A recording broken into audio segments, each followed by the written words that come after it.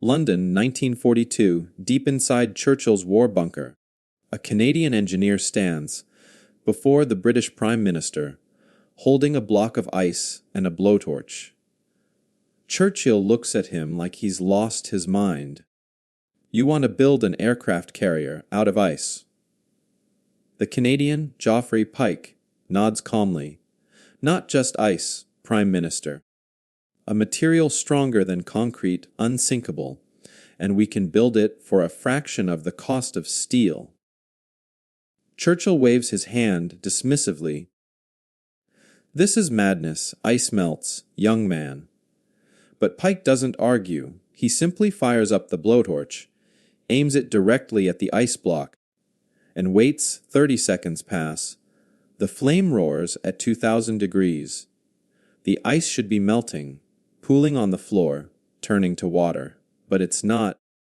Churchill leans forward, squinting. The ice is barely even sweating. Pyke smiles. "Prime Minister, meet Pykrete. Ice mixed with wood pulp. It's stronger than concrete, bulletproof, and it floats." Churchill's eyes widen. He touches the block. Still frozen, still solid.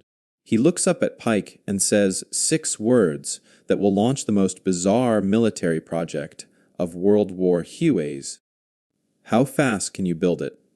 And just like that, the Canadian engineer, who everyone thought was crazy, is about to create a floating island of ice capable of carrying 200 aircraft across the Atlantic.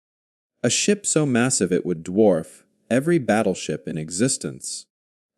A vessel the Germans would never see coming, because who in their right mind builds a warship out of frozen water? This is the story of Project Habakkuk, the Canadian ice aircraft carrier that almost changed naval warfare forever, and then disappeared from history like it never existed. Let's go back to where this insanity began, 1942. The Battle of the Atlantic is killing the Allies. German U-boats are hunting in wolf packs, sinking merchant ships faster than Britain can replace them. Every week, hundreds of thousands of tons of supplies, food, fuel, weapons, planes, tanks. All of it is going to the bottom of the ocean. Britain is starving, literally running out of food. Churchill knows the math. If the U-boats aren't stopped, Britain will be forced to surrender by 1943, not because of bombs or bullets, but because of hunger. The problem is simple. Allied aircraft can protect convoys, but only for about 300 miles from shore. After that, ships enter the mid-Atlantic gap. 1,000 miles of open ocean with no air cover, and that's where the U-boats are waiting, like sharks in dark water. The solution seems obvious. Build more aircraft carriers. But there's a problem. Britain's shipyards are already running at maximum capacity. Building one aircraft carrier takes 2 years and requires 40,000 tons of steel that's desperately needed for tanks, planes, and warships. America is building carriers too, but they're focused on the Pacific fighting Japan. Churchill is desperate. He needs aircraft carriers in the Atlantic, and he needs them now, not in 2 years. Enter Geoffrey Pyke, a Canadian inventor working for British Combined Operations. Pyke is eccentric, to put it mildly. He wears the same unwashed suit for weeks, sleeps in his office, forgets to eat. His colleagues think he's half genius, half lunatic. But Churchill has learned to listen to Pyke, because his crazy ideas sometimes work. In early 1942, Pyke is obsessing over the U-boat problem. He's staring at maps of the Atlantic, calculating distances, steel requirements, construction times, and he realizes something. They're thinking about this all wrong. Why build carriers out of steel when there's a free material available everywhere in the North Atlantic? Ice. At first, even Pyke knows it sounds absurd. Ice melts, ice cracks. Ice would never support the weight of aircraft. But then he starts experimenting. He learns that pure ice is actually quite strong, stronger than most people realize. A 1-inch thick sheet of ice can support a man's weight. A 10-inch sheet can support a truck, but the real breakthrough comes when Pyke mixes ice with wood pulp. Creating a composite material he names Pykrete in his own honor, which tells you something about his ego. But here's the thing. Pykrete is extraordinary. It's as strong as concrete. It's highly resistant to fracturing. It's slow to melt even in warm temperatures. And most importantly, when you shoot it with bullets, the bullets bounce off. Pyke runs tests. He fires pistols at Pykrete blocks. Nothing. He fires rifles. Nothing. He even convinces someone to fire a machine gun at a Pykrete wall. The bullets embed themselves barely an inch deep. He's created bulletproof ice. Now comes the hard part, convincing anyone to take him seriously. Pyke writes a 232-page proposal titled A Bergship, essentially a floating ice island. He proposes building a vessel 2,000 feet long, 300 feet wide, and 200 feet deep. For context, that's longer than 6 football fields. This ice ship would displace 2 million tons. Making it the largest vessel ever conceived, it would have a flight deck capable of launching 200 aircraft, hangars inside the ice structure, refrigeration units to keep the hull frozen, and anti-aircraft guns mounted on the deck. And here's the kicker, it would be virtually unsinkable, because unlike steel ships that sink when torpedoed, Pykrete simply absorbs the explosion. You could blow a 100-foot hole in the side, and it would still float. Pyke calculates that building this ice carrier would require only 8,000 tons of steel for refrigeration equipment and structural supports, compared to 40,000 tons for a conventional carrier. Construction time 6 months instead of 2 years, cost about 1/5 the price. The proposal lands on Churchill's desk, and surprisingly, Churchill doesn't immediately throw it in the trash. Instead, he summons Pyke to London. Which brings us back to that moment in the bunker with the blowtorch. After Pyke's demonstration, Churchill is convinced. He immediately cables President Roosevelt. I attach the greatest importance to the examination of these ideas. The advantages of a floating island or islands, if only used as refueling depots for aircraft, are dazzling. Roosevelt is intrigued. He assigns American engineers to collaborate. The project gets a codename Habakkuk, named after a biblical prophet. Though someone misspells it, and it sticks with 2 K's instead of 1, funding is approved, resources are allocated, and the Canadians are put in charge of actually building this thing, because, let's be honest, if anyone can build a giant ice ship, it's Canadians. The location chosen for the prototype is Patricia Lake in Jasper National Park, Alberta, remote, cold, and far from German spies. In December 1942, construction begins. This isn't a full-size carrier. It's a scale model, 60 feet long, 30 feet wide, weighing 1,000 tons. Even this, small, prototype is massive. The team builds a wooden frame, then begins the painstaking process of creating Pykrete. They mix water with wood pulp in massive vats. The consistency has to be perfect. Too much pulp, and it won't freeze properly. Too little, and it won't be strong enough. Once mixed, the slurry is poured into molds and frozen in layers, building up the whole inch by inch. The refrigeration system runs constantly, keeping the internal temperature at -15 degrees Celsius. The work is brutal. Crews are working outdoors in Canadian winter conditions, -30 degrees, hands freezing, machinery breaking down. But slowly, impossibly, the ice ship takes shape. By February 1943, the prototype is complete, and it's time for tests. The first test is simple: does it float? They cut the prototype free from the ice around it, and yes, it floats perfectly, stable, level, exactly as Pyke predicted. Next test: strength. They drive a truck onto the deck. The Pykrete holds. They park multiple trucks. Still holding, they fire rifles at the hull. Bullets bounce off. They even set up a machine gun and fire sustained bursts.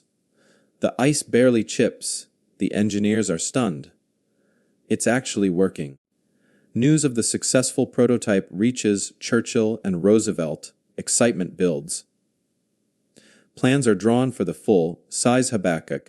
The specifications are mind-boggling: 2,000 feet long, 300 feet wide, walls 40 feet thick, displacement 2.2 million tons, top speed 7 knots, range unlimited because it's constantly refreezing itself, capacity for 150 fighter aircraft plus bombers, crew of over 3,500 men. Construction location: Newfoundland or Northern Canada, estimated completion mid-1944, just in time for the final push into Europe. The British Admiralty begins planning operations. Imagine it a floating ice fortress, positioned in the middle of the Atlantic. Fighters taking off around the clock, hunting U-boats, protecting convoys. The mid-Atlantic gap would cease to exist. German submarine warfare would become impossible. But here's where it all starts to unravel. First problem: logistics. To build a full-size Habakkuk would require 280,000 tons of Pykrete. That means processing millions of tons of wood pulp. The refrigeration system alone would require 8,000 tons of steel and massive amounts of electrical power. Britain and Canada would need to divert resources from other critical war projects. Second problem: timing. By mid-1943, the Battle of the Atlantic is turning in the Allies' favor. New radar technology is detecting U-boats. Long-range B-24 Liberator bombers are closing the mid-Atlantic gap. Escort carriers converted from merchant ships are coming online faster than expected. Suddenly, the desperate need for Habakkuk is less desperate. Third problem: the Americans. While Roosevelt was initially enthusiastic, U.S. military planners are skeptical. Admiral Ernest King, in particular, thinks the whole project is a resource-wasting distraction. He argues that conventional steel carriers, while expensive, are proven technology. America's industrial capacity is ramping up. They can build steel carriers fast enough to meet the need. Why gamble on an experimental ice ship? Fourth problem. And this is the one that kills the Project I maintenance. Engineers realize that keeping a 2-million-ton ice structure frozen in Atlantic waters, even cold Atlantic waters, would require a massive and constant power supply. If the refrigeration fails for any reason, mechanical breakdown, combat damage, fuel shortage, the ship would begin to melt, not quickly, but inevitably, and while Pykrete melts slowly, it does melt. Calculations show that in Atlantic summer temperatures, even with refrigeration, the hull would lose about 1% of its mass per month. That means constant repair and replenishment. It's doable. But it's a logistical nightmare. By late 1943, these problems pile up. The war is moving in the Allies' favor. D-Day planning is underway. Resources are needed elsewhere. And in December 1943, quietly, Project Habakkuk is cancelled. No big announcement. No public explanation. Just a bureaucratic memo terminating funding. The prototype in Patricia Lake is abandoned, left to slowly melt. By 1944, it's gone. Sunk to the bottom of the lake where pieces of it remain to this day, Geoffrey Pyke is devastated. His masterpiece will never be built. He continues working on other projects, but he's never the same. In 1948, suffering from depression and feeling forgotten. Pyke takes his own life, and Project Habakkuk fades into obscurity, classified documents, buried files, a footnote in history. But here's what you need to understand. Habakkuk wasn't built, but it could have been. The science was sound, the prototype worked, the engineering was feasible. If the war had gone differently, if the Battle of the Atlantic had remained desperate into 1944, if the Americans had been more supportive, there might have been a 2,000-foot ice carrier floating in the North Atlantic, launching fighters, hunting U-boats, changing the course of the war. And it would have been designed by a Canadian, built in Canada, using Canadian ingenuity to solve a problem everyone else thought was unsolvable. Think about that for a moment. While Americans were building conventional steel carriers, and the British were struggling with resource shortages, a Canadian inventor proposed building a warship out of frozen water and wood pulp. And he actually made it work. It wasn't crazy. It was brilliant. So brilliant that Churchill personally championed it. So feasible that a working prototype was built and tested successfully. The only reason we don't remember it is because the war ended before it was needed. But in an alternate timeline, in a world where the Battle of the Atlantic dragged on, Habakkuk would be as famous as the Spitfire or the Sherman tank. And Geoffrey Pyke would be remembered as the eccentric genius who turned ice into steel.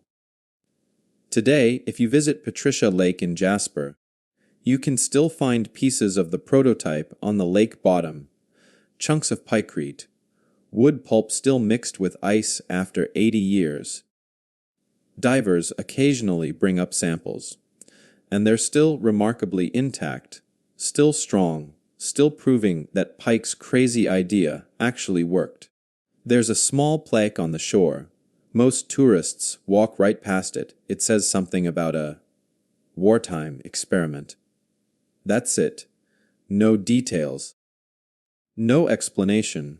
No mention of the Canadian engineer who tried to build an aircraft carrier out of ice. And that's a tragedy, because Project Habakkuk represents everything great about Canadian innovation: practical, unconventional, ambitious, and criminally underappreciated. Sound ice cracking, wind fading. So the next time someone asks what Canada contributed to World War II, don't just mention Juno Beach. Tell them about the ice ship. Tell them about Geoffrey Pyke standing in Churchill's bunker with a blowtorch proving everyone wrong. Tell them about the engineers in Alberta who built a floating ice fortress in the middle of winter, just to see if they could, because heroes don't always charge beaches.